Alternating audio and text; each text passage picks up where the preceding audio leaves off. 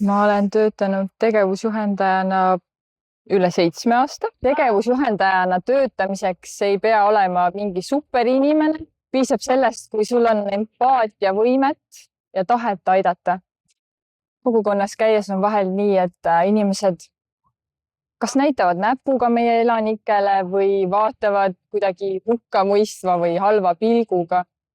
Ja see teeb päris kurvaks, sellepärast, et meie elanikud on täiega ägedad ja nemad ei vaata kedagi hukkamõistvalt. Nende arust on kõik inimesed kogukonnas ägedad ja huvitavad ja nad tahaks tuttavaks saada nendega ja kui nad lähevad ligi, siis oleks tore, kui kogukonna inimesed julgeksid nendega suhelda. Ma arvan, et kui kätt suruda nendega ja vastata nende küsimustele kas või korraks, et see oleks äge. Tegevusjuhendajana saame me muuta inimeste elu täisväärtuslikumaks. Sellel on suur tähendus.